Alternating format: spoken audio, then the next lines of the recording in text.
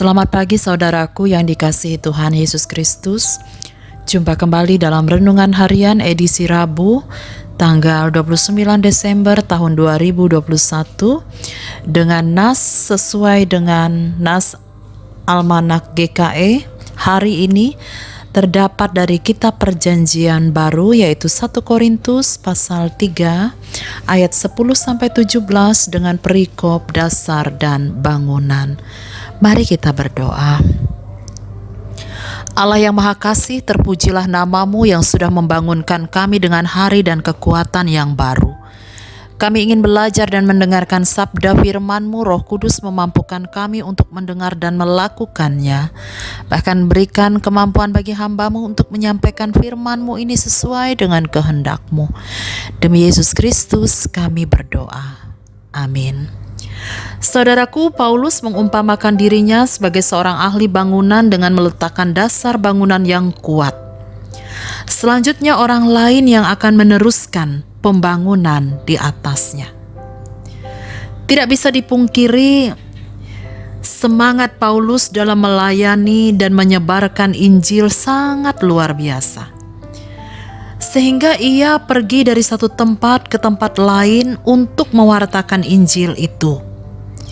Di Korintus misalnya, Paulus tinggal selama 18 bulan. Di Efesus ia tinggal selama 3 tahun. Tetapi di Tesalonika ia tinggal di sana kurang dari 1 bulan. Hal ini karena ia ingin menjangkau orang lebih banyak lagi untuk dapat mengenal Yesus Kristus. Karena itu ia tidak bisa berlama-lama berada di satu tempat. Karena itu saudaraku, dikatakan di dalam nas ini, Paulus meletakkan dasar yang sama di tiap-tiap jemaat. Dasar itu adalah tentang fakta-fakta dan ajakan Tuhan Yesus bagi pengikutnya. Paulus ingin semua orang mengenal Yesus Kristus. Saudaraku, hal ini sangat beralasan karena Paulus merasa yang pertama, ia menemukan pengampunan atas dosa-dosanya di masa lampau.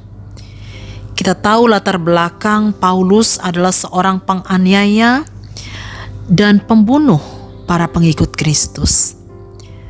Tapi kemudian Allah memanggilnya untuk bertobat dan menjadikannya seorang rasul. Paulus merasa sangat dikasihi dengan pengampunan itu, dan saatnya bagi Paulus membalas kebaikan hati Allah dengan mengajak banyak orang untuk mengenal Kristus. Yang kedua, Paulus menemukan kekuatan untuk melewati kehidupannya di masa kini saat itu. Kehadiran dan pertolongan Yesus adalah pengalaman rohani di mana Paulus mendapatkan kekuatan untuk menjalani kehidupannya. Untuk menghadapi tantangan, ia sanggup karena ia melewatinya bersama dengan Kristus. Yang ketiga, saudaraku, Paulus menemukan harapan bagi masa depannya.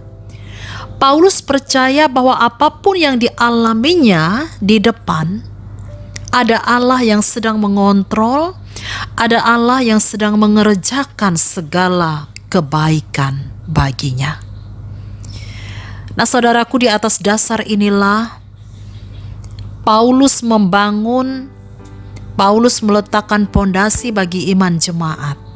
Selanjutnya orang lain yang membangun. Dan bagaimana bangunannya, lalu dari bahan apa bangunan itu tergantung kepada si pembuat bangunan.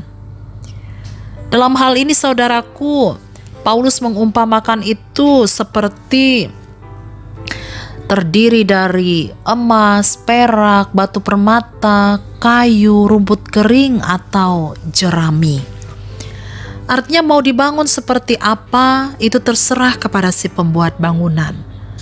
Paulus tidak berpikir tentang membangun dengan bahan-bahan yang salah.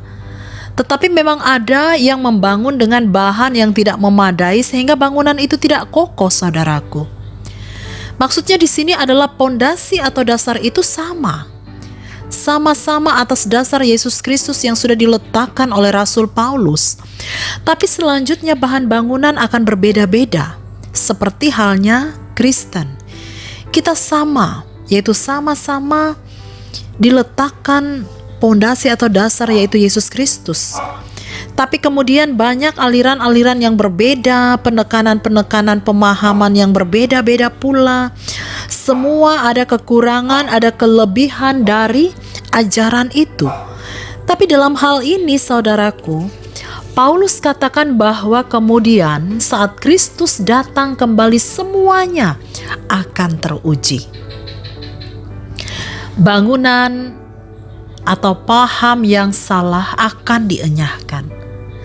Tetapi oleh kemurahan Allah, ahli bangunan yang tidak memadai sekalipun akan diselamatkan karena paling tidak ia sudah berusaha melakukan sesuatu bagi Kristus. Semuanya pada saatnya nanti menurut Paulus akan teruji. Mana ahli bangunan atau orang-orang yang benar-benar tulus melayani, yang membangun dengan sungguh-sungguh untuk kemuliaan nama Tuhan, supaya iman seseorang itu semakin terbentuk kuat kokoh, atau sebaliknya hanya mencari keuntungan pribadi. Di sini akan terlihat saudaraku apakah ia sungguh-sungguh atau setengah hati dalam pembangunan itu.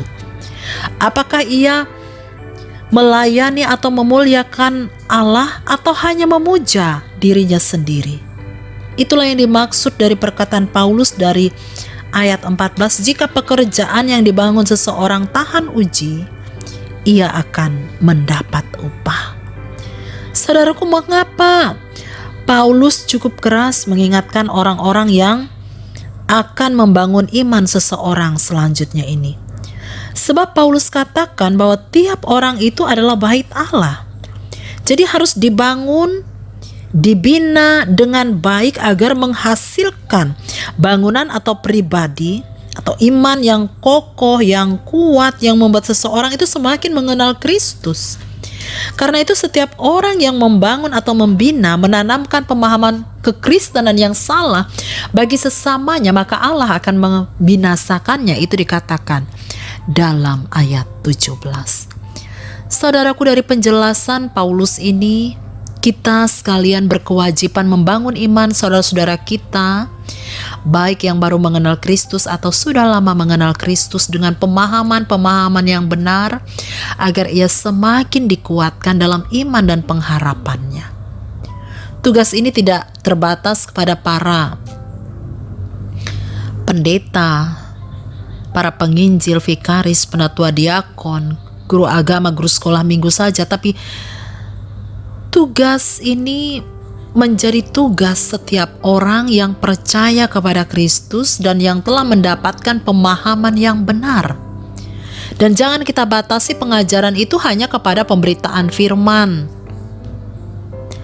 Tidak hanya terbatas kepada diskusi-diskusi teologi saja, membaca buku rohani, mendengarkan kesaksian, renungan, mendengarkan lagu-lagu rohani saja. Yang terpenting di sini adalah teladan hidup yang menghidupi Kristus di dalam kehidupan kita. Itulah pengajaran yang begitu nyata yang dapat menggugah iman seseorang menjadi bangunan yang kokoh. Saudaraku, Paulus sudah melakukan bagiannya di masa lalu. Kini saatnya bagi kita untuk melakukan bagian kita dengan cara kita, bagi sesama di sekitar kita,